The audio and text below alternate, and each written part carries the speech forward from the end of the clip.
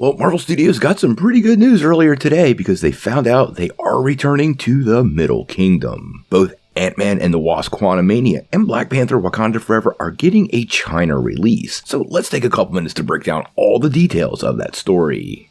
Well, it appears good times are headed back to Marvel Studios. As many of you may have noticed, box office returns have not returned to that pre-pandemic level. And now Marvel Studios found out that they are indeed returning to the Middle Kingdom, China. It finally appears China is willing to give Marvel Studios another chance, because Black Panther Wakanda Forever and Antman and the Wasp Quantumania have secured releases in the People's Republic of China.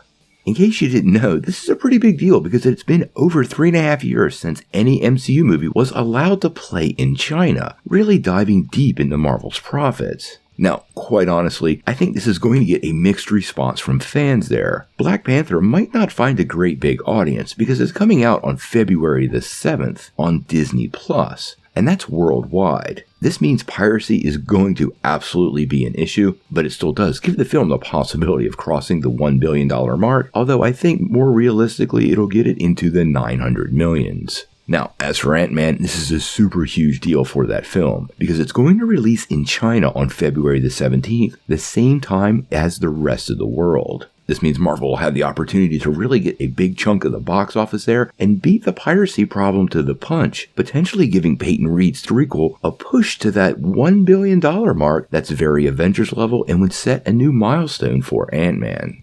The last Ant-Man movie did $121 million in China. Black Panther also did $105, so this does give you an idea of how big these box office returns can be and what Marvel's been missing.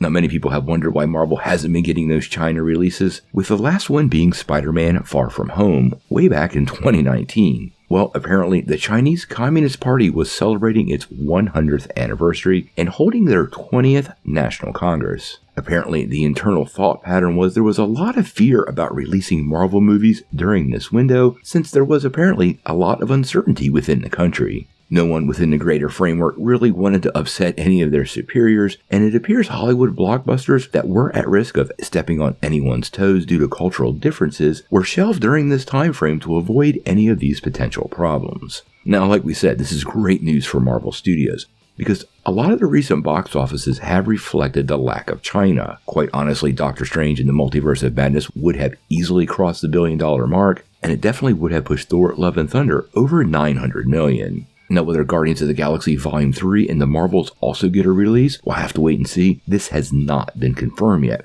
but quite honestly, I really do expect that these movies do well, and a lot of these internal problems have settled down. There's no reason to think they won't get a release. This is pretty great news for Marvel Studios, and once again should give us a little bit of perspective on why box office results have been so different since the worldwide health crisis.